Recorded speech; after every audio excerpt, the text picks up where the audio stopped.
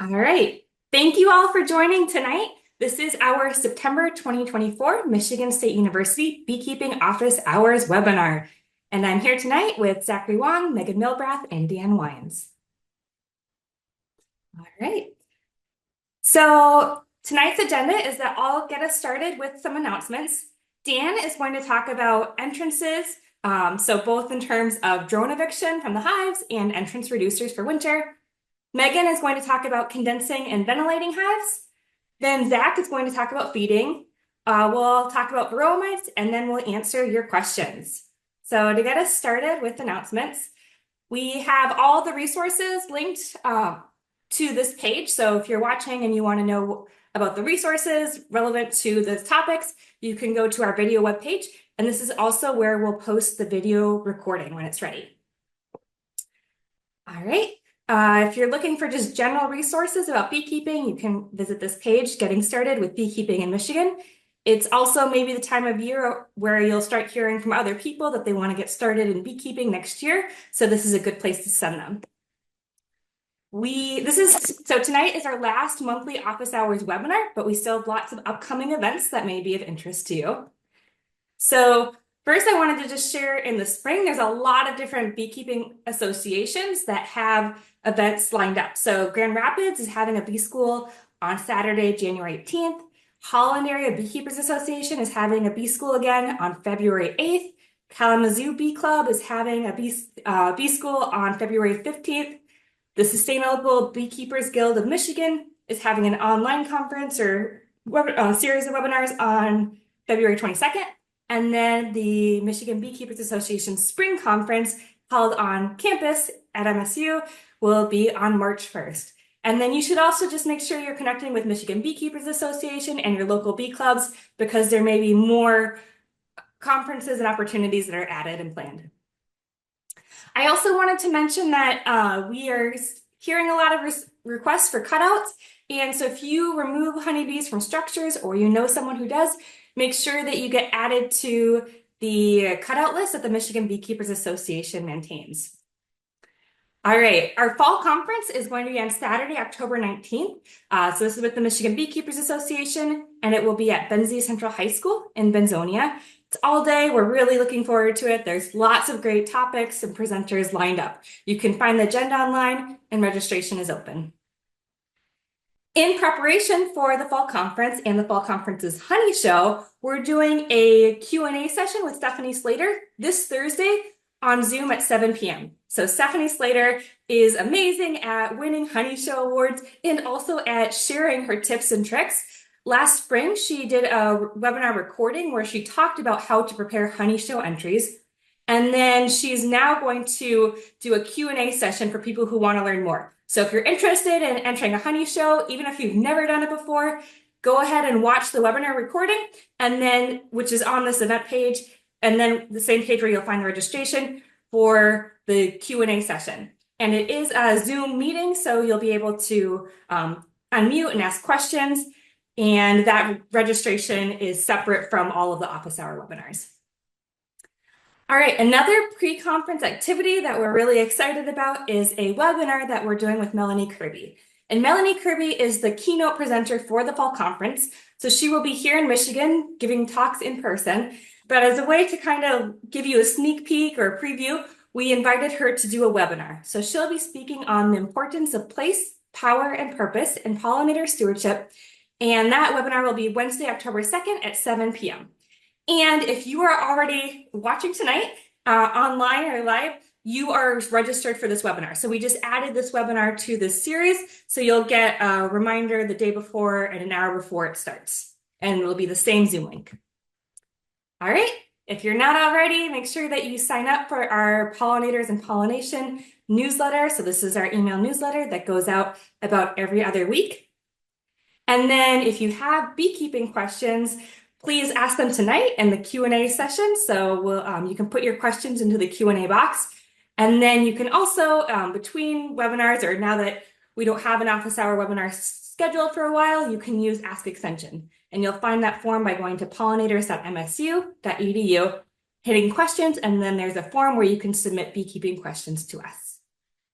So next we have Dan, and Dan is going to talk about hive entrances and what you can see soon or do soon in terms of drone eviction and entrance reducers. Dan. Yeah, so as we get into this, I know at least where I'm at in Ingham County, it still feels very much like summer, but fall's coming. And fall in our climate for colonies means the drones are going to get kicked out fairly soon, if not already. I haven't seen any myself this year, but I mean, say in the middle of the state, there's lots of different climates around. So, and what this is, is you start seeing drones pulled out, literally just kicked out of the hive. You'll see them spilled out front. Sometimes you'll see them on the landing board. A lot of times, if you're doing a hive inspection, hive exam, um, before they're actually getting kicked out, you'll kind of see them getting pushed out to the perimeters. Maybe, you'll pull the outside frame and it's like 50% drones. Like they're getting pushed out of the brood nest and away from the food. Or sometimes you'll see them down on the floor. If you lift your bottom box, they'll be on the bottom board of the hive. And what's happening here, the colony is getting to a point in the year where they are not looking to reproduce. And drones' role in a colony is genetic. It's to be part of that reproduction. And so rather than a colony, rather than carrying drones through the winter and feeding them and all of that, it's a better investment of them to kick them out now and make new ones next year when they want to, back when they're in kind of reproduction mode, which, typically start seeing drones being raised in April into May here in a big way. So basically, they all get kicked out. I think there's a couple more pictures, but you shouldn't be alarmed. If you're seeing any time of year, a few dead bees in front of hives, normal workers, that's just normal attrition. But this time of year, you can see, dozens to hundreds of drones right in front of the hive. You may see bees actually physically dragging them out, like this photo on the right. They're just workers literally just give them the boot. They don't take them far, but they're, it's the colony's effort to conserve resources to make sure the food it has, lasts as long as it can through the winter, less mouths to feed, and they'll just make new drones again in the spring. So don't alarm yourself if you see that. It's actually very natural, and it's what healthy hives do. So the other thing to talk about what's hive entrances this time of year, again, as fall's coming, we get little critters that maybe have been living out and about all year, and they're starting to look for a warm place to spend the winter. You can imagine a beehive's pretty attractive. It's generally warm, dry. There's an abundance of food. So protecting our colonies from mice is something we definitely want to do. Mice can be very destructive to a colony. Well, I think of them more as a scavenger. Then we'll talk about a predator here in a minute, but mice are more of they make a mess of things. They're living in the colony. They can chew comb, chew up wax. They'll make a mess. But if you don't have plastic foundation, if you've got wax foundation, they can actually chew through several frames and make, kind of a softball sized nest. Especially as we get later into the fall, when the colony is not as active, it's kind of not fully patrolling its whole nest volume. A lot of times you'll see, when you're doing early spring inspections, if a mouse has moved in over the winter, they'll be in the bottom of that bottom box because the bees are living up much higher. And it's, with the cold temperatures, they're not breaking cluster to go kind of patrol that space. So preventing mice, particularly this time of year, as they start looking for a place to spend the winter, it can be really helpful to you as a beekeeper. I don't know that it's hugely detrimental to the bees, but if you've ever found a colony with mice in it in the spring, it's something you want to prevent. It damages expensive equipment. It's also it's not very sanitary. It's not hygienic in as far as we do still want to produce a food product out of this animal in future years. So I don't like having combs that have had mice living in them through the winter. So really favor prevention here. And one of the easiest things you can do is just put hardware cloth on over the entrance. So in this picture, like we've got an entrance reducer in, it's down to like I don't know, what maybe a 4-inch, 5-inch entrance. That's typically how I set them up for the winter.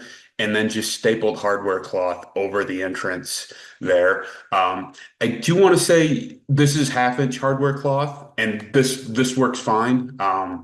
You can also use quarter-inch hardware cloth that will let a bee, that certainly keep mice out. It will let a bee through, but one thing I've noticed, they kind of have to wriggle through it, and so it acts as a bit of a pollen trap, or like the gate in a pollen trap, where it's going to strip those pollen pellets off.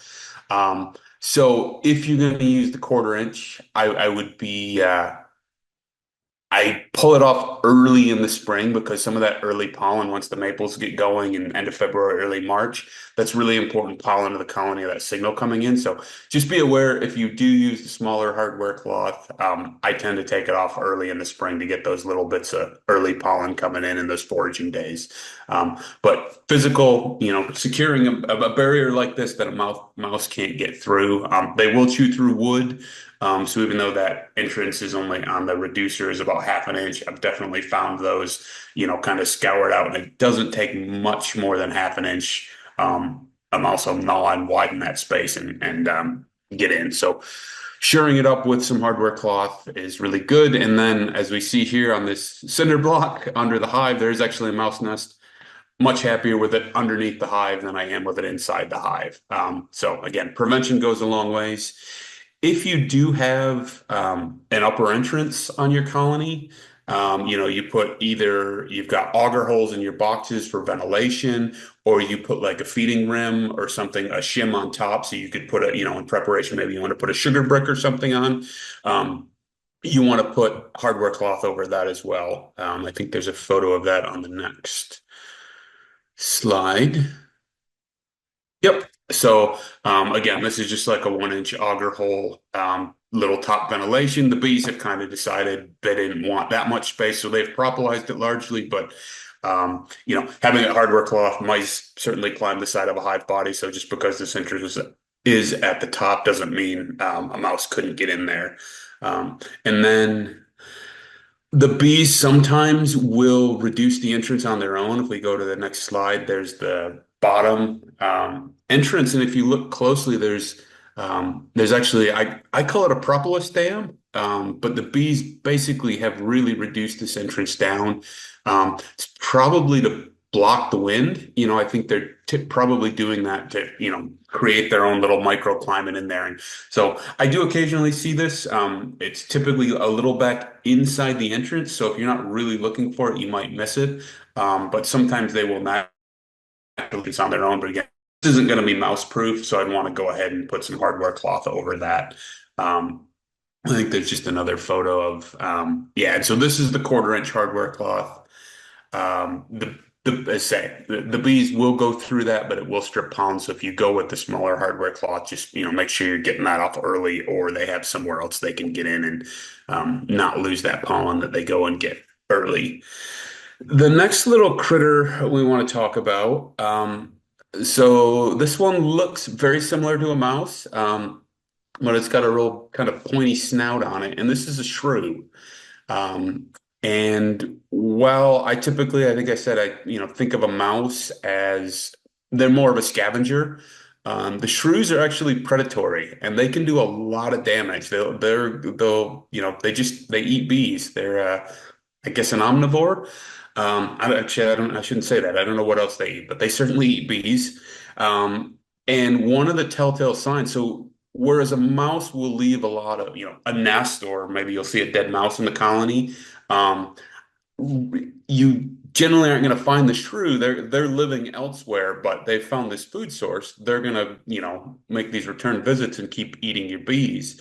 And so the telltale sign that lets you know it's shrew damage is they're chewing out the thorax. So if you find, dead bees on the bottom board, they're not consuming the whole bee, but if you find either on the bottom board or right at the entrance, a collection of dead bees, and if you look closely, their thorax, that middle section between the head and the abdomen, is hollowed out. So we've got pictures of that on the next slide, I think. So we've got, yeah, you can see kind of these, we see that fuzzy thorax, and then, there's essentially a hole chewed into it, and they're sucking out So in a bee, they have these big flight muscles in the thorax. That's essentially where the meat in the bee is. So whereas a skunk or something like that is going to eat the whole bee, and you'll kind of find, skunk scat. A shrew just chews out those flight muscles in the thorax. You kind of leave these pile of dead bees that are hollowed out. So that's what shrew damage looks like. Um, Same idea preventing a mouse, just physical exclusion from getting into the colony. So that they can be really damaging. I don't know if they're eating, a few a night or a few dozen a night, but over the course of an extended wintering period, it can be significant. So I certainly recommend, protecting the entrance. And then I just like this little picture. This is our Reno update. Actually, this is from a couple years ago when he was little, but I just had to laugh because he hollowed out the thorax here himself. So it was his shrew impression. When he was a puppy, still figuring out how to be a dog. So that's kind of entrance stuff. Megan's going to talk about thermodynamics and hive ventilation and condensation. All right, I love that picture so much. That brings me so much joy. And I hate pygmy shoes so much. And there's definitely some questions on that we'll get to. All right, so this is something that we get a ton of questions, and I'm probably the least satisfying for people to listen to because I don't feel that strongly about upper entrances and wrapping and insulation. But this is the time of year that people really do, they're thinking about it a lot, and you want to get your hives set up. So both Dan and I mentioned that we've been out pulling all the honey supers off, and we're basically leaving the hives in this configuration of approximately 2 deeps or sometimes 3 deeps or 1 deep, but whatever you're doing for the bees, and then putting mouse guards on, but then whether or not you need to wrap it or insulate it or put an upper entrance.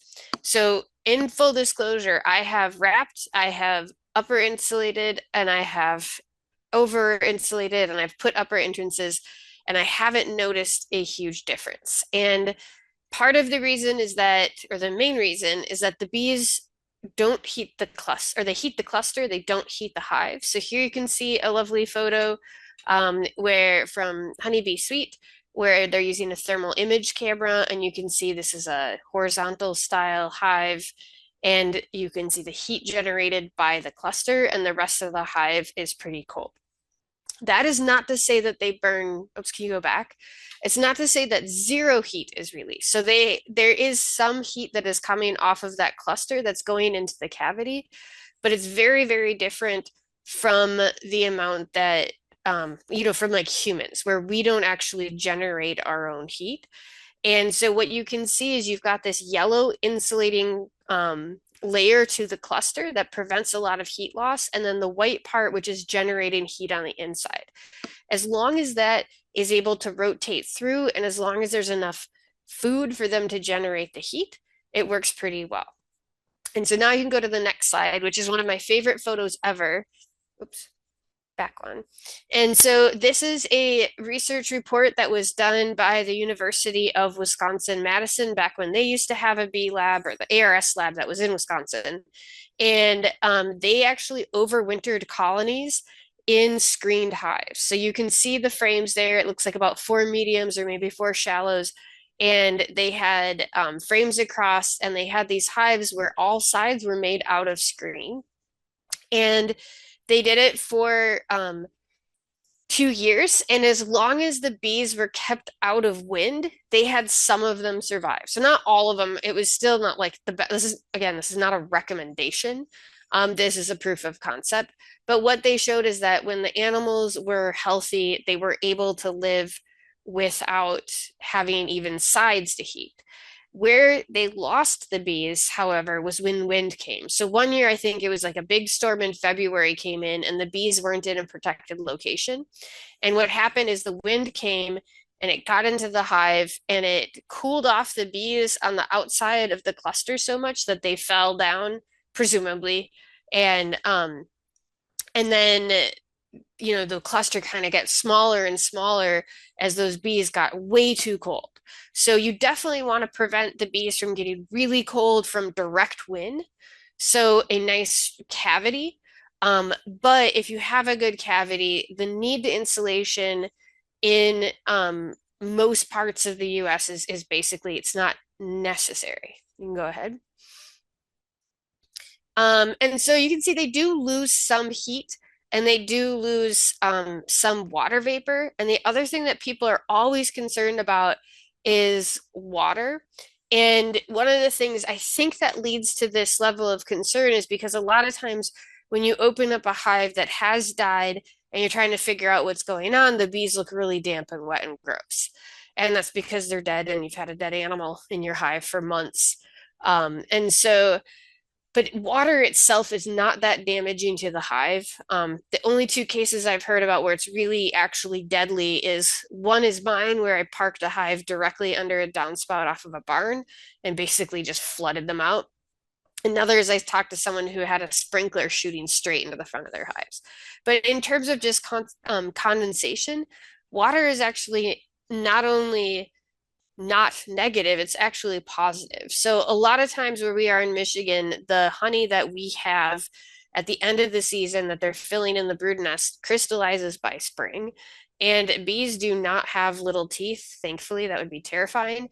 And they will actually need to use water to reconstitute that crystallized honey. And they use a lot of water. Plus, they're animals, and they need to use water throughout the winter.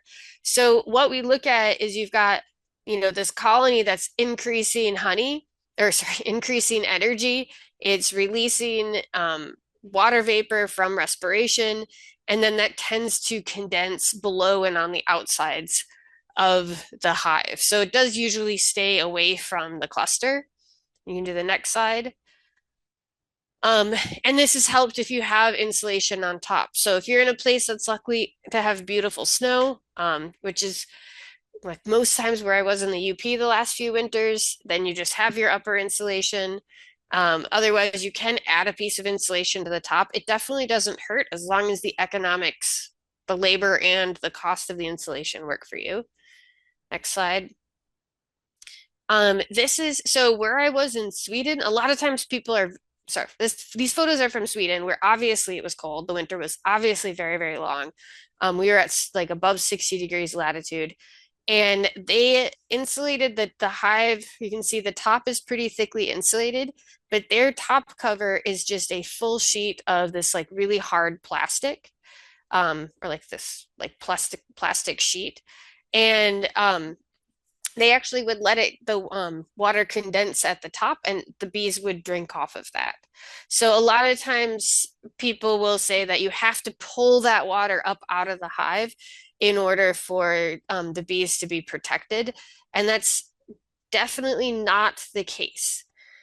So this is a method where they actually, allowed the water to condense and had a top that was pretty solid plastic and the bees were totally fine there.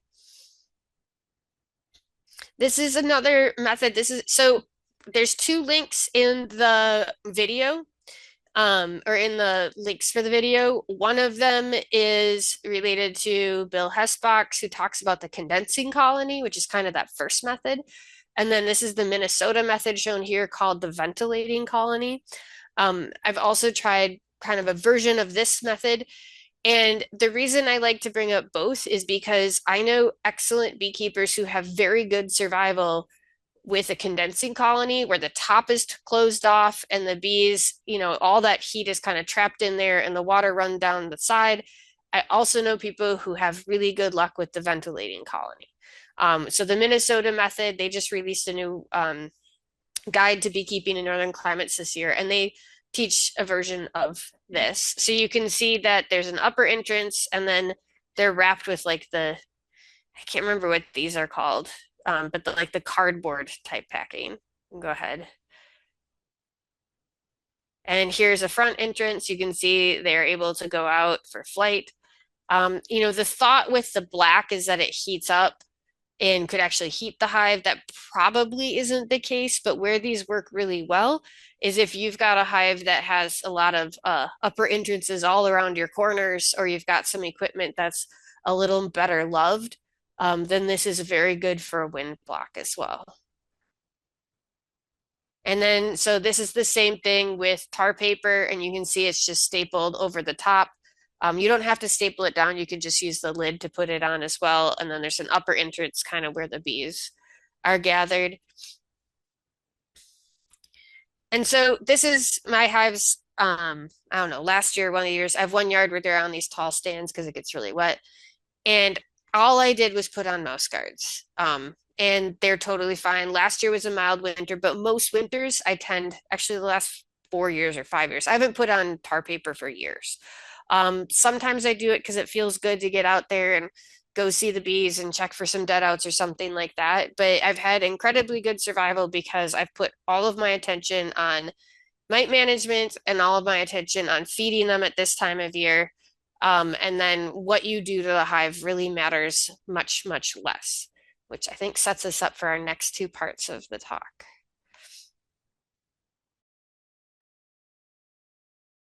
All right, now Zach is going to talk about feeding. Okay, hi everyone. So now it's the prime time for fall feeding. Some people will leave enough honey for the hives to winter. In Michigan, probably we're talking about an average of 70 plus minus 10 pounds of honey for a colony to successfully overwinter here because of 5 or 6 months long winter time. But other people decide just because of economics, take most of the honey off and then feed them back syrup, which is now is a good time to feed because it's nice and warm. There's not that many flowers, and one thing you can tell that it's a good time for feeding is bees start robbing. There's very flyable weather, 80s now, but almost no flowers. A few flowers here and there. About 5 minutes, if you have a wet frame in the back of your truck, 5 minutes later you have 10,000 bees flying around. That means they're looking for any food. So that's why it's a good time to feed them now, because you don't really want to feed like once you pass middle October here, then you don't have enough time for if you're feeding syrup, don't have time for the bees to mature that sugar syrup into honey, like consistency. And they will crystallize, will ferment, cause all kinds of issues. So there are different ways to feed a colony. One is a very common method is frame feeder. This is inside the colony. So it takes probably one and a half frames width, or occasionally 2 frames. So the drawback is you have to open the hives.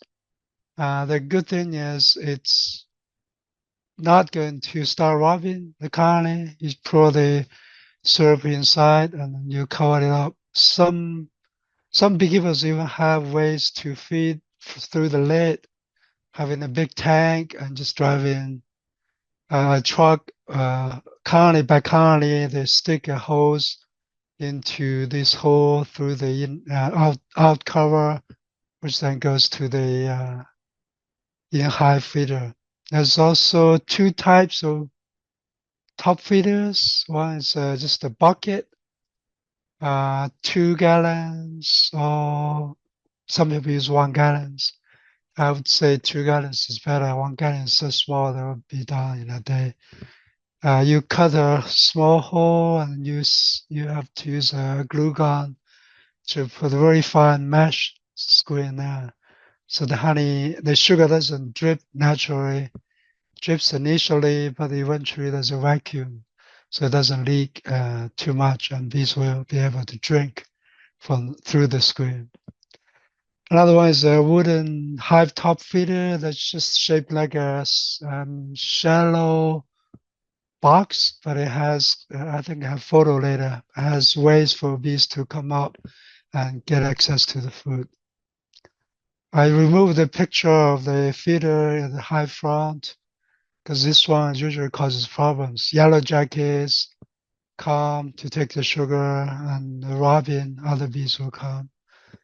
So in a more interactive session with real person, I would quiz the beekeepers why in the springtime we use a 1-to-1 ratio, which will be 50% sugar. And now in the fall, we do a 2-to-1 ratio, 2 parts of sugar, 1 part of water. So it's essentially 66%, which actually requires a little bit of heating or very hot water to get the sugar dissolved. The reason we'll do that is in the fall, we don't want to give bees too much effort to dry that sugar water down to honey consistency. Remember, the honey has about anywhere from 17 to 19% moisture, and this 2-to-1 ratio you're feeding still has 33% water. So bees will have to remove 10, 16% of water away. So that takes work to do that. And right now, it's probably enough time if you feed them now. They have a whole month, but usually it's recommended that you feed them 2-to-1 ratio. So about 2 or 3 weeks later, they are in honey consistency that be good for the bees through the winter.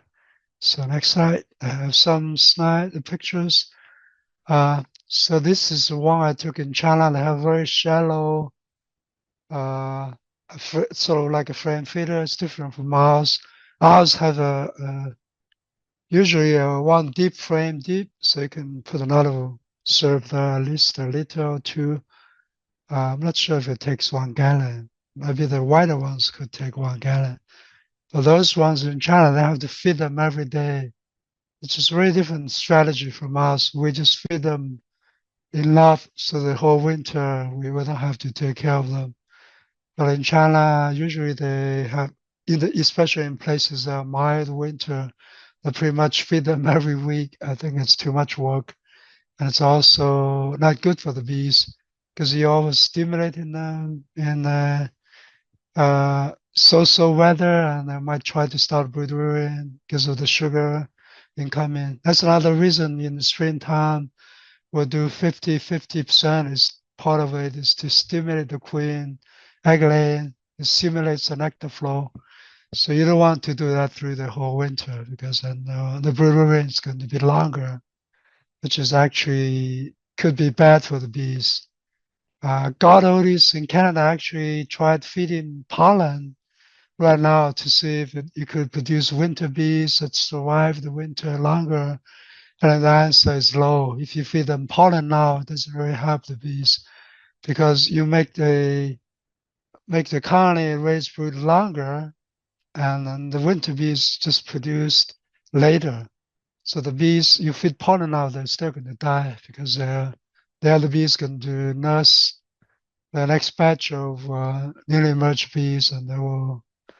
And that's scientists have discovered that if the bees go through a brood rearing and they do not become the long-lived winter bees. So they basically, the long-lived winter bees have to be born when there's little brood or no brood in the colony. So the brood pheromone is the trigger. The lack of the brood pheromone is the trigger that kicks into the long longevity mode. They can survive 3 to 5 months during the winter time. So this shallow one I don't recommend. I hope I have one of our next slide. I don't remember if I have a in frame. I don't have a picture of the deep in frame one, but it's the same idea, just much deeper. So this is bucket feeder. The drawback is the good thing is you can prepare your buckets, put them on truck, and then so you're not making a mess in the yard. So in the in-hive feeder, you're transferring the syrup into the frame feeder. You could spare some, causing robbing. So the benefit of this one is you preload them in the truck and you drive to the yard and then you just invert them. The drawback is you have to give them an extra. If you have a 2-gallon bucket, it has to be deep. If it's 1 gallon, you might be able to get away with a medium super. So this is to protect it from being knocked off by animals at night by wind, so that you cover this up. So that's the drawback of using extra work. But the benefit is you could have a little syrup spill in the colony, so almost no rubbing. Next one. Yeah, it's just another slide showing how that's done before so I have the slides reversed before the empty super box was put to protect that bucket. Next one. Another one that's called a hive top feeder. New ones cost about $30. So here you see the bees come into the center and then they would come down. But the issue was a lot of these designs, you get a lot of drawn bees. These do not work well with syrup, so they have to have a way to stand on them. Some modifications there are screens on those, so bees can sit on the screen mesh and then drink the nectar, drink the sugar syrup. I have this type and I often find quite a bit of dead bees. So here the two pieces of board will float, and still you have places that too much space for the bees to swim in the syrup, and they do not swim well in 50% or 75%, 66% syrup. They will just die so sticky they can't swim. They can swim on water, but not in sugar. So the benefit of this one is you can throw probably 2 gallon, 1 gallon on each side, so it takes a lot of syrup. And then you can keep replenish it. So because if you take all the honey away and you're trying to get the colony back to 60, 70 pounds of honey they need, you can feed them a lot of syrup. So you're talking about 80, 90 pounds of syrup to get 70 pounds of quote honey back. So then you have to keep refilling this one if you're taking all the honey off. So I think that's all I have for feeding. So I have one feeding bees. It's called, and I must you during summer you could read that how to feed bees pollen, and then also okay, I do have a slide, and water and feeding pollen patties in the springtime. So thank you.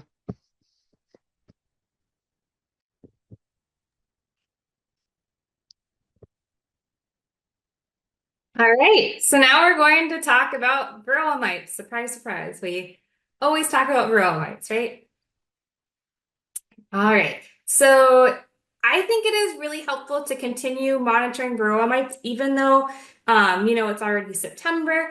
Sometimes what we see is that if we do monthly monitoring of our colonies, throughout the season, and we tend to sometimes see numbers that spike in September or October. So if you are monitoring monthly, I'd continue to monitor just so you have that information and know where your mite levels are, and you're not surprised or think that they're lower based off of your last month's alcohol wash or powdered sugar roll. So there's lots of good videos on how to monitor for varroa mites using the alcohol wash or powdered sugar roll. And then there's information, as you hopefully know, in the Tools for Varroa Management Guide from the Honeybee Health Coalition. And this is really a comprehensive guide that talks through a lot of the different treatment options. So some of your considerations for fall varroa mite management might be temperature, so how warm it is outside. If you have honey supers, it sounds like most people have pulled most of their honey. And so if you're not collecting honey for human consumption, you have more treatment options. The colony size.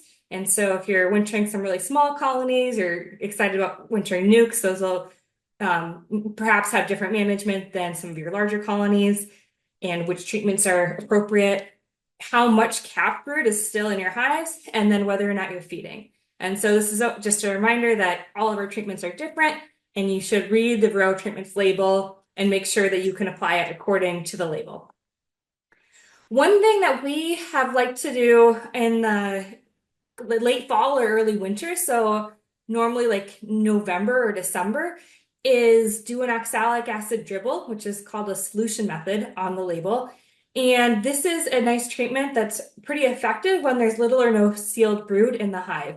And in November, December, in our part of Michigan, that's when we expect very little sealed brood in the hive. And so most of the varroa mites that are in the colony that can overwinter with the colony are going to be exposed on adult bees. And the oxalic acid can kill those mites that are exposed that wouldn't be reproducing underneath cappings. So this is kind of a nice option for like a little, what I think of as a cleanup treatment. I don't think that it's, I think it's more helpful probably to our colonies when they come out of winter for next spring than maybe right now. So we want our bees to go into winter with really low varroa mite levels, really low virus loads, and so the winter bees are healthy going into winter.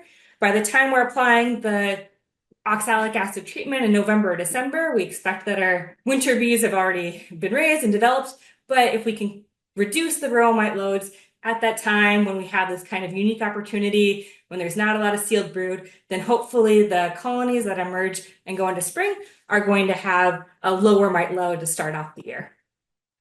So the way we do it is pretty easy. We just, this is a colony that's clustering. I like to do it when it's in the like 40s degrees Fahrenheit. And then, so we split the boxes. You can either have a beekeeping buddy, or you can just kind of slide that top box up a little bit so the box is resting on the frames. And then you apply the solution according to the label. And I know sometimes beekeepers get really bothered by the idea of putting liquid on your colony when it's really cold, but I've done this hundreds, if not thousands of times. It's really a very small amount of liquid, and it doesn't bother me at all. It's something that you do really quickly. The colony doesn't have to be open for very long. So you can apply it to the bottom box, and then kind of depending on where the cluster is arranged, to the top box as well, if you're looking at a 2-box system. So here's an example.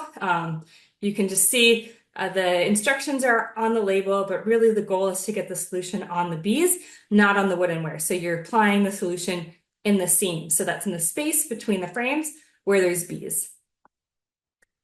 All right, so you'll find a program evaluation survey after you close tonight's webinar and in the follow-up email. We are also going to do what we call a medium-term program evaluation survey, and that will be sent out probably in October, and it will kind of gauge any of the webinars that you visited this year, and then also ask if it led to you making any changes in your beekeeping. So keep an eye out for that survey.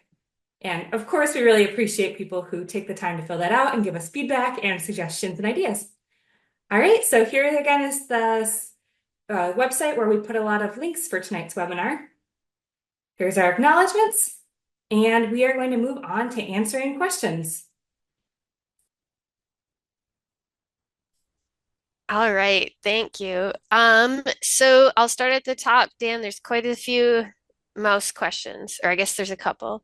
Can a mouse enter a 3/8 entrance on the bottom board? So I think when it's flipped over to the short side. Not if they don't chew it to expand it. Like so a 1/2 inch square, they can't get through that. So certainly if you've got a 3/8, they shouldn't be able to go that. But as I say, I've seen entrance reducers or bottom boards or the hive body itself chewed. So I would still want to, put something a little more durable. One thing I put on my entrance reducers was a little bit of like the window screen stuff. It's just a little metal, and so the bees can't, or sorry, not the bees, but the mice can't actually chew your reducer and make that, take that 3/8 into a, 3/4 or something. But yeah, they shouldn't be able to get through 3/8.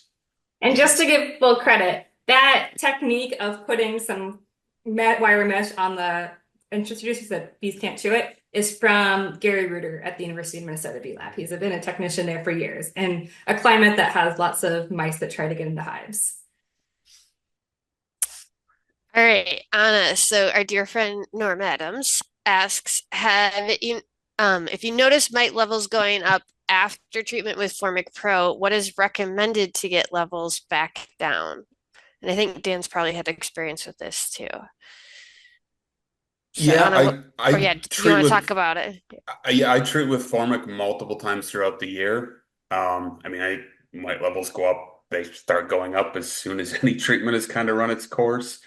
Um, so I have done, for several years, my treatments through the spring and summer beekeeping season have been multiple rounds of Formic Pro. And then I finish that up in a cleanup with the oxalic dribble, like Anna mentioned, but that's, probably still 2 months out at this stage, something like that in November. So I have not used some of the other treatments. As I know, Megan, you've used Apiguard probably more, so maybe you can Hmm. speak to that one. There's certainly other options, and it is good to rotate treatments, but I've kind of had something that's worked for me, so I've carried on with that. But there's certainly other options.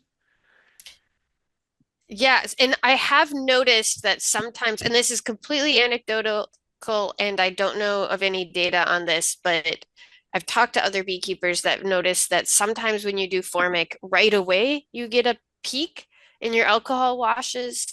And what we say to each other, what might be happening, you can notice all these disclaimers because these are just thoughts, is that we think that the formic might be kind of injuring the mites and preventing them from going back underneath the cappings. And so they're not going to be viable in the long term, but they go back down. But I did take all my honey supers off so that I could put Apiguard on. So that's another one at this time of year. And the reason that I'm using that is partially because I can and it allows me to rotate treatments. The other thing is it's on for a long time. And so if there are, because there are a lot of beekeepers and everybody's struggling to manage mites, and if there are people whose colonies are getting overwhelmed by mites and my bees are robbing them out, they could be bringing back home things. So I want kind of something on right now during that. Anna, did you want to add anything? All right, Zachary, here's a question with a feeding edge. I had a swarm in late July. I have them in a 10 frame deep. There's 7 frames of bees, so I'm feeding with a 1 gallon frame feeder. Would it be better to overwinter in the single or to put them in a 5/5 nuke? Oh, I guess anyone can take this, but Zachary, you can start. I'm in Northern Iron County. Oh, actually, I don't have experience with a single wintering with a single hive. Actually, I did. I have one colony that I thought was gonna die, and didn't have. Usually, I winter them as 2 brood boxes, at least one deep and one medium, and then lots of honey on top. One year, I think there was just one box. I thought it was gonna die, so I didn't do anything, and I actually survived 1 year. So as long as the bees are healthy and you have a healthy ratio of food to the bees, so if you have say 5 frames of bees right now, uh, a deep as most can have is like 4 frames of honey either side. So it's possible to run out of food sometime in January. So you have to keep an eye on them. But I don't know, like Megan and Dan and Anna would have more experience versus one deep versus 2 5 frame nukes stay together. Which one's better? I don't know. But Yeah, and sorry, I intuitive. saw the word feeder in there, so I thought it was a feeder question. I went kind of quick. Um, I have done both, and I actually did a little study to compare them back in like 2015, and both are honestly fine. I have a slight preference for doing just a single deep because they're way easier to feed. You can just put the food right on top of the cluster, Yeah. or if you do have a dead out, you can always swap out a frame, as long as you are pretty sure why it died and it's not starvation, you could take a frame of honey from one and just put it on the side. So I found the single deeps quite easy to feed. I'm also very reticent at this time of year to do any serious rearranging. And so it's just easier. So even though intuitively I've thought maybe the 2 boxes is called more natural, they move up.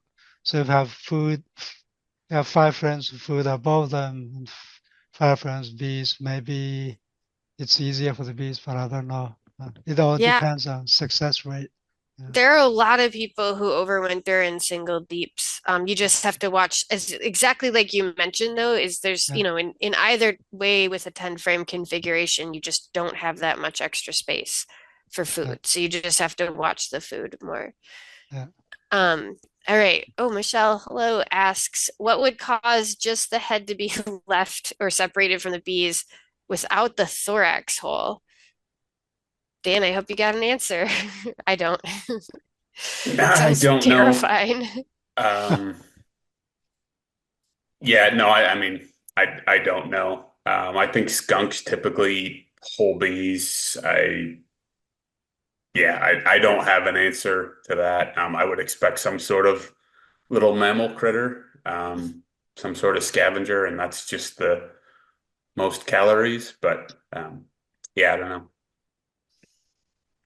Um, Anna, what is your recommendation to treat a 6 frame medium styrofoam nuke? Can I cut a formic pad in half and do 2 treatments? I thought you would love that one.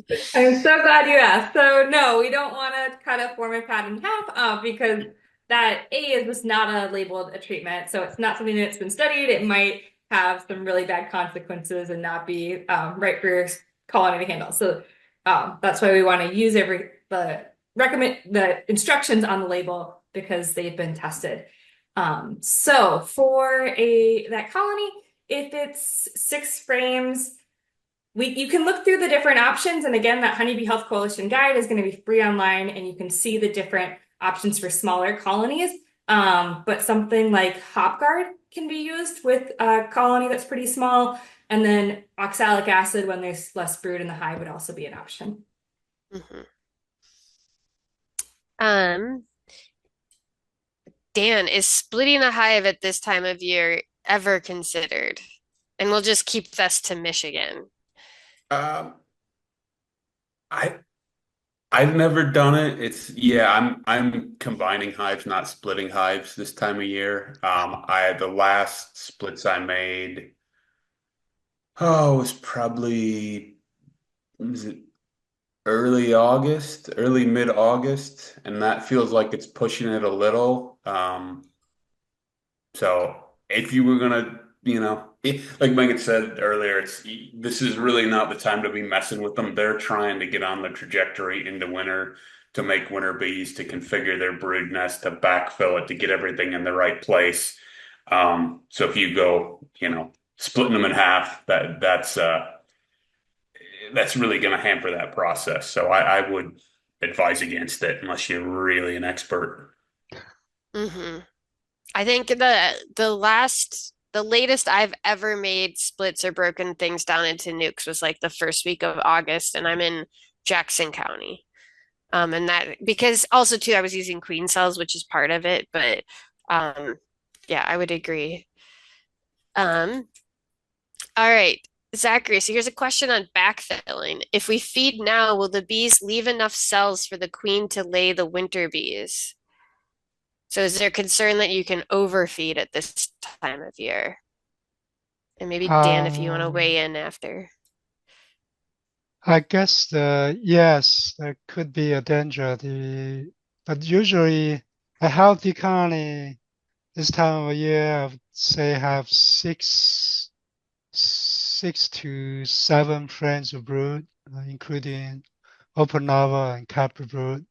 So I would say most of the colonies, quote, knows how to deal with incoming syrup. If there's room, they will try to put it on the edges and not to stuff in the brood nest. But of course, if they're very stressed, it also depends on what type of feeder you have. Like with a bucket feeder, sometimes it's more forceful because it's sort of half leaky. So bees have to take it, but with the other ones, bees are actively taking it and trying to store them. So they sort of shut down when there's no room left. And they don't want to really fill the places the queen's going to lay eggs. So I would say most colonies are okay. You don't have that danger unless you really force them. They're going to rotate between that 6 to 7 frames and keep them free of nectar. But I have seen if you feed them too much, that could happen. Feed them too much means they already have you already fill the 60 to 70 pounds of honey. There's no room left. You're still feeding them. In that case, you could be reducing their brood nest so they don't have enough room for the winter bees. So that would be my answer. Mhm. Okay. Yeah, and I would agree with that. And it's kind of a paying attention to what the environment has been providing. Because we had this pretty good goldenrod flow, which kind of has tapered off the last, I'd say since middle of last week, there was a pretty noticeable drop in it. But I actually had kind of started fall feeding or was, doing some of it and backed off because that was coming in. Now that that's slowed down and the bees are a bit more robby, I can make assessments of what they've got and what they need. But um, it is this question of like, can you overfeed? Yes, it's an argument for a bigger unit for like a two-story hive versus a single. Anytime the smaller beehives in general, whatever you're doing, there's just a less margin for error. And so if you have a single that you're trying to get up to winter weight, you want to get that done early, but not too early that you say close out that brood nest to get those last generation of bees. So it is something to think about, but Zach said generally the bees are pretty good at regulating it. And on feeding too, do we need to be concerned that the sugar water might become moldy before the bees drink it all? It it Uh, can. This time of year when it's warm and their bees are really active, they're taking it very quickly. As it gets into more marginal, cooler temperatures, then and this syrup's going to be around for maybe a week or more, then I think that possibility goes up. Mhm. yeah, I think, yeah, that's actually not mentioned. That's probably another reason for the 2-to-1 ratio in the fall, because in the spring it's much cooler. So if bees are not taking them that fast, the mold is not as big an issue as now. So if you're feeding them 50% syrup now, and it's inside the bucket for 10 days, that could be an issue. I can definitely see the buckets that I washed 2 weeks ago. I was feeding some colonies for experiments, just leftover, and the bucket is all filled with green stuff. It's definitely mold. Even at 66%, yeah, not Mhm. high enough to like honey, which would be okay.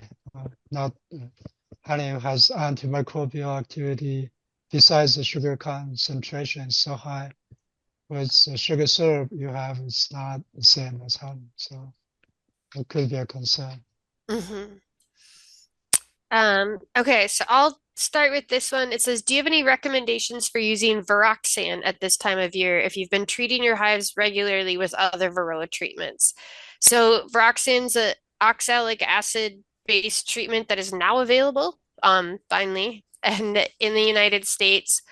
And I actually don't have any experience at using it this time of year. It is a contact, presumably based one, and it's on a little piece of cardboard that you hang over the frames. And so when I used it last summer, for our research trials, we did it in the middle of the summer. And so it is a 60-day treatment. And so we put it in mid-June and we kept it in while the honey supers were on. So what we were looking for is if it would work while honey supers are on, so you didn't have to kind of do multiple formics or something like that. And it seemed to work well in that context. I've never tried it at this time of year. You'd kind of have to try to guess where the cluster is going to be. I honestly don't know if it would affect clustering. And you probably wouldn't need it spread out throughout the hive like you do regularly because you're trying to guess where they're going to be for the next 2 months, so September through November. But I don't know about anything on the label that talks about that, but I also don't have experience or recommendations since it just became available. But if you do try it, please let us know. All right. Recently had a colony go queenless in the UP. I love how we have so many Upers here. One deep and one medium. The other colonies all have two deeps. Should I unite the queenless colony with my strongless colony or unite them on two different colonies? All are pretty robust and within the mite thresholds. Yes. I'm worried that whoever I unite them is going to be too big for winter. The queenless hive is still really full of bees. Dan, do you want to take that one? Um, yeah, so too big for winter is generally not something I worry about. The bee that they figured out they're going to shrink down. If they go in with 2+ boxes into the winter, fantastic. Like it's a few more mouths to feed, but generally I don't see that as an issue. So I'm just reading the details of this again. One While you deep, read one it, Dan, three. I'll just chime in. So one thing I would do to start is just confirm that it's actually queenless because we hear from a lot of beekeepers who think a colony is queenless because they're not finding any brood. And what sometimes is the case is that there's a new queen in the colony who just hasn't started laying yet. So normally what Hmm. I suggest is taking a frame of brood from one of your other queen rate hives, putting it in that hive, and then checking back a few days later. Yeah. And if the colony starts building queen cells, then it's likely queenless, and then you can start figuring out which ones to combine it with, which I'll let Dan continue. But if they don't build queen cells, give it a few more days. You might start seeing brood soon. A lot of times colonies appear queenless when they really do have a queen. Yeah, good point. Thank you. Sorry, that helped to reread. So, given you've got a 2-box hive, that if you do, as Anna says, if you determine it's not queenless after another few days, week, um, I would put those boxes on separate colonies rather than having a 4-story. So, I guess I don't. When I say I don't think too big for the winter, I don't think of that in terms of population. But 3 deeps plus a medium. I would rather have one in 3 deep and one in 2 deeps plus a medium. So I would split those up and just newspaper, one each box onto one of your existing double deeps. And you could do it if you had the two smallest of those four, their smallest populations. Just giving them some extra bees shouldn't hurt anything. Remember, it And doesn't have to be one-to-one when you're combining. So if you're really concerned too big, then you can split that queenless one, assumes really queenless, into 3 or 4 parts and then add in each one, and you don't have an issue. It doesn't have to be one-to-one. One-to-one is easier because you only need to use newspaper once, but there's no rules. You cannot do, one becomes three and then unite to 3 other colonies. we are also getting to the time of year where they are going to start shutting down on brood production, and it's definitely not uniform across all colonies. So you could see some start shutting down earlier than others and then start thinking they're queenless. Um, all right. There's so many good questions in here. All right, Anna, I pulled supers late and applied Apiguard, which the first treatment is up this weekend. If I still have a hive with high mite loads, is it too late for a second application? Worried about making winter bees in northern Michigan. I think if the mite levels are still high, I would consider another varroa mite treatment. It's you know, we don't know exactly the timing of when winter bees are formed, but the best we can do right now is to try to get the mite levels low. So if you're still finding high mite levels, I would consider another treatment. Um, all right, there is a question from our dear friend Lori. Thanks for all the great info. Unrelated question. Nearby beekeeper has discovered chalk brood in one of their hives. Chalk brood has never been on my radar. Can you briefly touch on this disease and whether or not it is something that a beekeeper should be wary of if someone a few miles away is experiencing it? Um, I'll start with this one and others can chip in. So chalk brood is a fungal disease of honeybees, and we see it all the time in Michigan in the summer, every year. In almost all cases, it's going to be something where you've got some chalk brood on your hive, and that's totally fine, which compared to other animals, usually fungal diseases are horrible and you really worry about bringing them in and they're, you know, really hard to treat. We don't have treatments for it, but it generally seems to go away. I've seen maybe one or two beekeepers where it's really been a problem and you've got some hives that are just loaded down with chalk brood. And in those cases, they threw out the frames that were really bad and requeened the hive, and it seemed to go away. But it's usually something I say, I've seen hundreds of cases a year, but never generally enough where it kills the bees, and very rarely enough where it even causes honey loss. So I don't know if anyone else wants to weigh in on their chalk brood experiences. The other thing I'll just add is that they have found that there's some bees that are more or less susceptible to chalk brood, and so beekeepers can select for a behavior called hygienic behavior, and that behavior has been shown to be less susceptible to chalk brood disease. So that is an option for that beekeeper in the spring, if they're seeing chalk brood come up again, to requeen with a queen that's been selected for hygienic behavior. Yeah. All right. Dan or Zach, what is the ideal temp to heat your water when you mix 2-to-1 sugar? And I'm glad someone asked this because I was trying to sort this out tonight too. So I please actually, answer. I actually recently did 2-to-1, and I just turned the regular faucet to the hottest water. There was no cold water, and that seemed to be enough. And I had my hand in there for about 3 minutes, and the sugars are dissolved. So it's not that hot. It doesn't have to be. So I would say it's probably 110-ish. I didn't heat the water. It's just the water from the faucet. That's all hot water, no cold water mixed. And it's still not too hot to touch from my hand. And that's enough to dissolve about 2-to-1 ratio.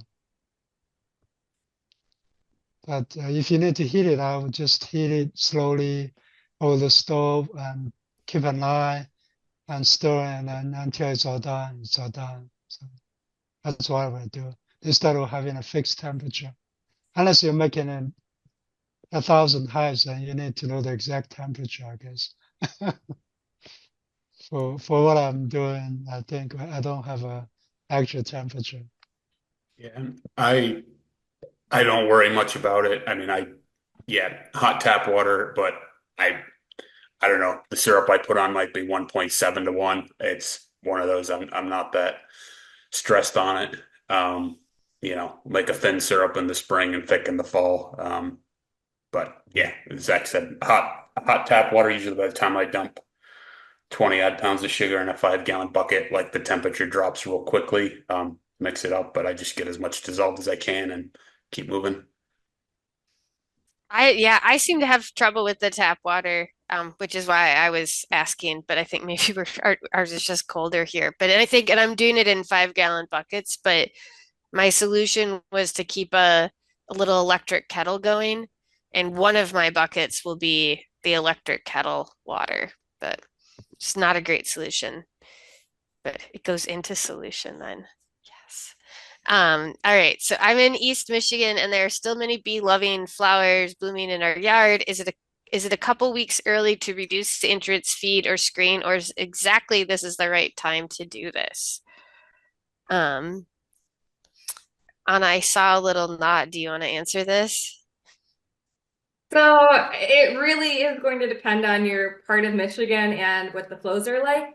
And you can go in and check. And so one thing you could do is if you think your bees are still bringing in nectar, but you're not sure, you can take some frames and see if the nectar shakes out really easily. And that's a sign that it's really new. The bees haven't had time to dry it down. But we're kind of trending towards, like we said, making sure supers are off and then starting to feed. If not now, then probably pretty soon. The entrance seducers that Dan showed with the mesh, you can put those on anytime. Honestly, sometimes we leave ours on year round and the bees can still go in and out. So that's not a big restriction for them. The mice will get into the hive when the bees aren't really patrolling that entrance. So when it gets cold and the bees are clustered, then the mice are, it's easier for them to get in the hive. So right now it's warm enough that I don't think I don't think mice could get into our hives, but there's not really any harm in preventing mice sooner. And I'm a big fan of keeping mice out of hives because I'm not a fan of mice. Agreed. All right, so this is a survey for us, which I like that this person's anonymous so they don't get a credit for stirring the pot. For those hosting the webinar, do each of you prefer ventilating or condensing? Why? I'll go first since I put it out there. So the thing that I prefer is anything that costs me the least amount of money and is the least amount of work. So my preference is to leave my hives set up exactly the way that I want to see them in the springtime and not have to pay anything else because I have balance sheets and bills to pay. So for me, I'm not against any of the other ones, but if I can get away with doing less effort and less cost, that's why I prefer to just leave them how they are. So, Dan, you want to weigh in next? Uh, Similar. I don't have strong feelings. I guess a typical setup would be we would put an entrance reducer and everything with the hardware clock, keep the mice out. Maybe it stops a little draftiness at the bottom, but we leave what is it, a 4 or 5 inch opening. Most of the boxes have an auger hole, so we leave that open in the top brood box, but some colonies get a shim on top if they're a little light going into fall, and I think I'm gonna do some winter feeding with mountain camping or fondant later on. I had half a sheet of rigid foam left over in the barn, so I cut it up to hive size and put it on because I already had it. But it's not something I went out and bought more of. So yeah, I'm kind of all over the place. It all seems to, I haven't noticed much difference. Again, it's the healthy bees, mites and viruses low this time of year, and make sure they got enough food early enough to dry it out. So I'll go off Dan's answer because we went to our hives together.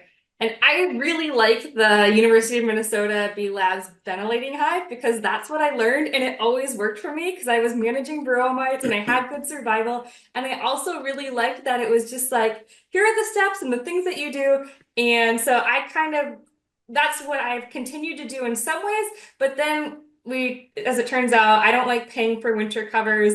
And I don't like storing them because they normally kind of get moldy or destroyed over time. So we've shifted now towards not doing much because we're trying to not spend a lot of money and haven't really seen big differences in wintering methods.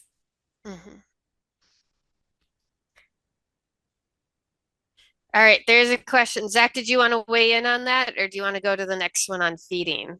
So the next question is exactly what you were going to talk about feeding through the winter. Can you use a top feeder with sugar syrup as you would in the fall? In the winter? In the winter time, yeah. So throughout the winter. Not in Michigan, but I would say it's doable in Georgia, maybe even South Carolina.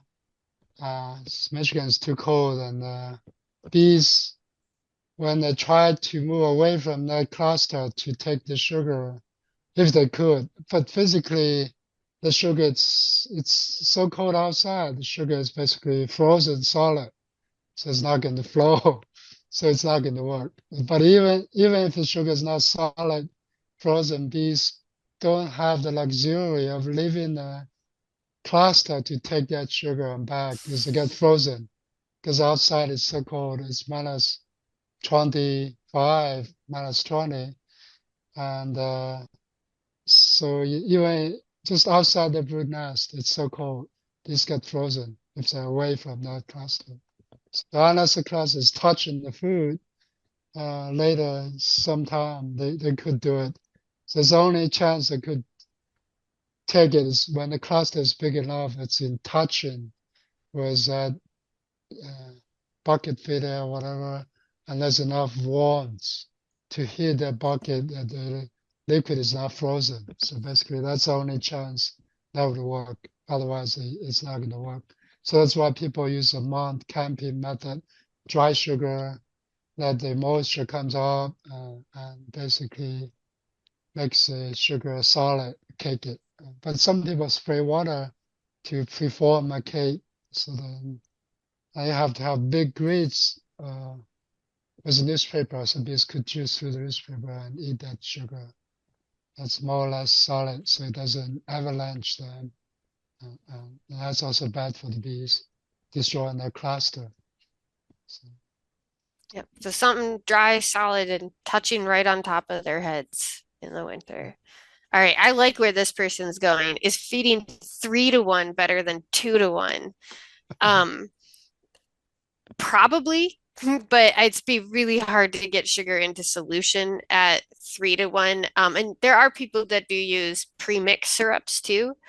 The goal is to get calories in there. Um, it's pretty hard to get sugar to go into the water solution like that. So, and I mean, if you can make it, and like Dan mentioned, like 1.7 is fine, or 2.5 or whatever you can get it into. But the goal is to get the sugar into the bees. so there's two issues. One is that it's hard to get into the solution. The second issue is depending on what feeder you're using. If it's too viscous for the bees to suck, it's counterproductive. So for the top feeder, it's okay because it's coming down. But if it's for the bucket feeder, it's okay. But if it's another top feeder, bees have to go in and drink it. And it's so sticky. If you have observed how bees drink honey, it's so sticky. They don't enjoy it because it's too slow to suck it in. They would rather, if you give bees a choice, I bet you money, they're going to go for the 50% syrup compared to 75% syrup because for optimal foraging point of view, it's too slow for them to take that in, even though per unit food it's high energy, but the efficiency is much lower. It's So not linear. It's not linear. The relationship between viscosity and sugar and temperature, this is not linear. So that's why in a honey extraction room, you just heat it 5 degrees higher, your extractions go half faster, twice faster, even though it's only 5 degrees higher. That's because of non-linearity of viscosity and temperature. And the same thing is with viscosity and sugar concentration.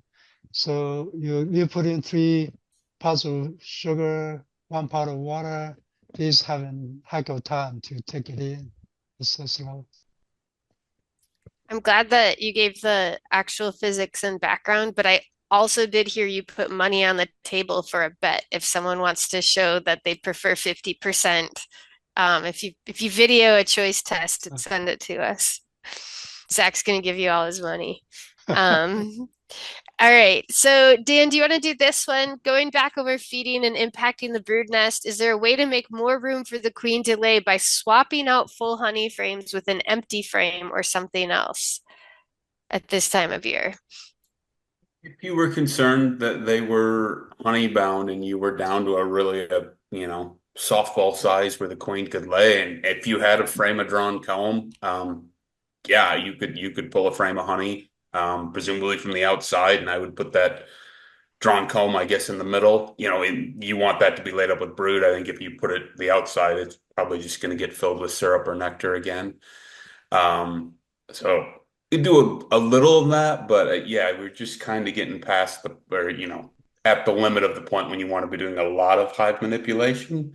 But if you wanted to replace a frame or something, if they really got honey bound and you had the drawn comb, yeah, I think you could do that. And can I also just add that it's very variable in terms of when colonies really start to reduce their brood nest. And so normally the situation described isn't something I worry about in the fall. And normally if I see one colony that has a lot of brood still this time of year or in the late fall and another colony with less brood, that's just different colony dynamics. It's not something it kind of made me, I just would never do that. The idea of pulling food from a hive at this time of year feels so weird, and they can rearrange and they're very soon so the next question is, when is the last pollen collected for the season? And in Michigan, like I was on my walk today when I was not pulling my dogs out of bog mud. We were looking at the asters that were blooming, and that's kind of it. And your Mhm. last bloom is really going to depend on your frost date. So where I am in Jackson County, it's usually the first week of October, which means that we basically have like less than a month. We've got a few weeks where there's any food coming in at all, which means that they're going to be eating food fast as well. And even though that there's technically asters, there's not a lot of nectar producing stuff really out anymore. So um, they're definitely eating. But I think, yeah, asters are kind of the last of it that we have here. And, they're starting, but it depends where you are and what your plants are. Um, all right, I have three medium boxes. The bottom boxes have brood and honey. The top box is honey and no more room, and they're adding comb with honey above the frames. Is it okay to add a box now or remove a full frame and replace them with empty frames? Um, Dan, do you want to do this one since you're in the... So I think they just have like honey at the tops of the frames indicating that it's really, really full. Is it okay to add a box now? So I would, Sorry, I'm just reading. yeah, no, that's Three fine. I'll weigh mediums, in bottom first while box you has think brood, about it. honey, So I think brood they're and honey. just Top saying box that has it's honey, totally no more full. room. They're adding comb with honey above the frames. Okay, I see. All right, so they're getting really full basically. Hmm. Um, is it okay to add a box now or remove frames and so Wait, Anna, do you want to go ahead while Dan is parsing I, through I, this? We're both just like, no. yeah, no, right. No, I say it took me a second to get it, but it's like Sure. three mediums is a very reasonable winter configuration. Like it seems like they're really packing out. They're putting honey on top of the top box, and they're gonna work down, they're gonna fill down from there, whether they keep having nectar coming in or, you feed them. But that sounds like it's pretty well set up, if I understood that correctly. And it's understand. So it is hard because in the beginning of the year, you're like, don't let them backfill. Don't let them backfill. Honey out of the brood nest. Don't let them get overcrowded. In June, seeing that honey at the top would be, oh, they're getting so crowded and backfilling. And then now we just change our story and we're like, let them backfill. It's like it's so we're giving you the opposite information because it's the opposite time of year. And it is hard to switch that mentality. But yeah, like extra honey under the lid at this time of year, yay. Extra honey under the lid in June is like not great at all. So, did you want to weigh in? I'm just watching people's expression to see who gets to answer too. That's part of I'm going to do the next one though, because this is near or dear to my heart. It says, has any research been completed on the use of banana peel as a fungicide against chalk brood?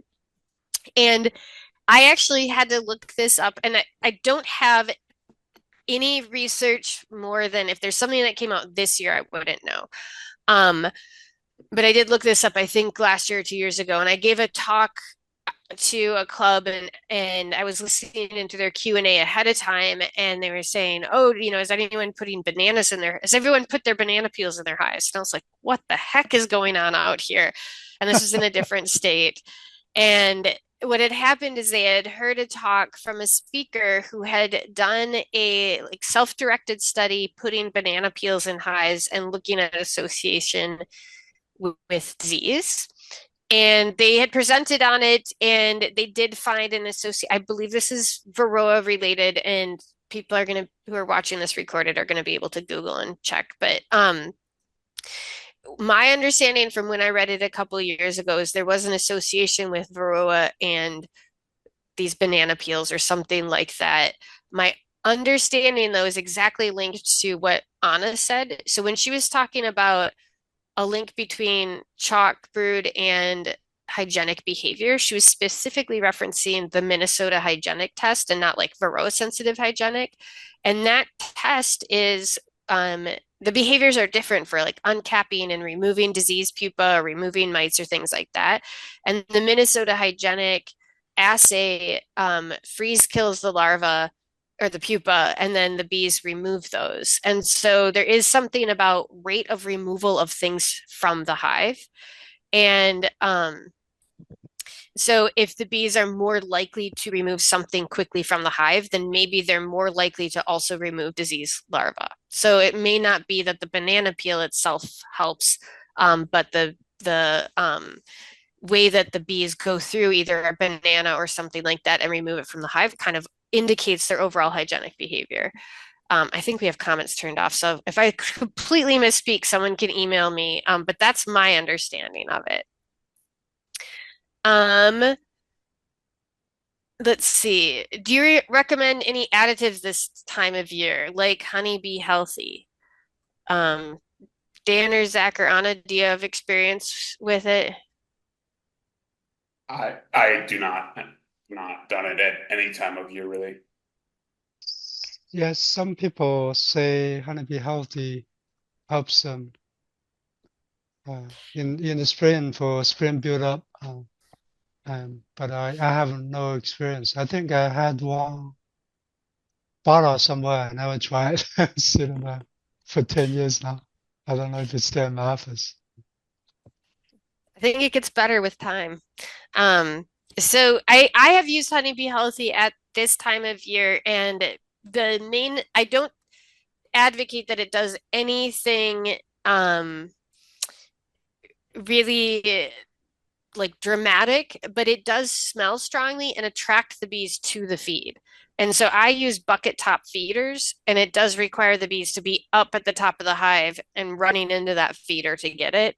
And so my thoughts behind it is that the bees can find the feed a little bit easier. But I don't think that it's anything very strongly like incredibly improves anything dramatic like that.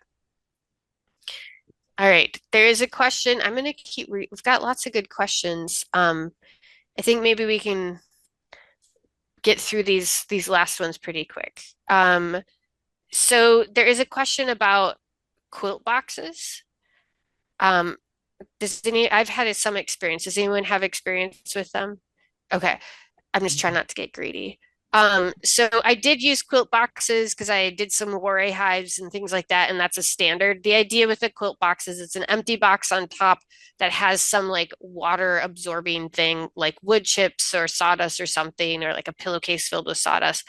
Um, it was the labor involved with them just was horrendous. I ended up, mice get in there. My chickens used them when they were in storage for nesting boxes. Like and you have to maintain a lot of sawdust and things like that. The idea is it kind of mimics the roof of a normal hive, but they do trap a lot of moisture and get really moldy. And in my mind, they didn't do anything positive, and it was just a lot of extra stuff to maintain. But my bees didn't die with them. My bees didn't die when I didn't have them either, but they're not necessarily dangerous, but they wouldn't say that they would do anything bad. Someone asked about the plastic sheet inner cover. I don't have a link to that. The only thing and I don't know the type of plastic, and people ask me, if you're old enough to remember transparencies that you use like in class with overhead projectors, it had the feel of that. And if you're too young, then I can't help you with that. Someone else can help maybe. Zachary, what about using invert sugar?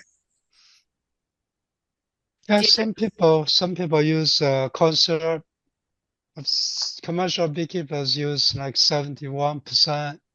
So that's actually thicker than 2-to-1 we're using. But it's inside the hive with a frame so that bees can take whatever they want. So yeah, some large commercial guys because there's a price differential, maximize your honey production, and then inverted sugar are cheaper than white sugar, so sucrose.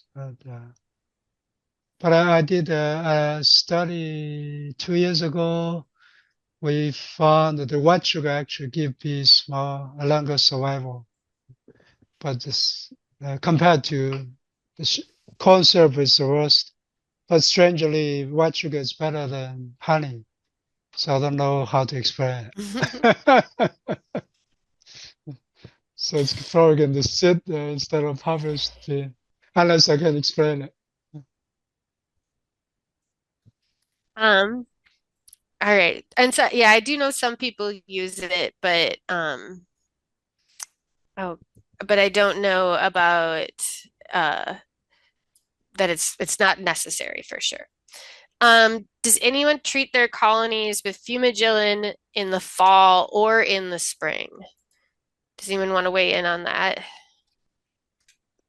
It used to be recommended to feed the package bees starting with package bees with fumigillin. That was before before Nosema Soana was an issue. That was recommended because Nosema apis has been very common in cold areas, cold and damp areas like in Minnesota, Wisconsin, and Michigan.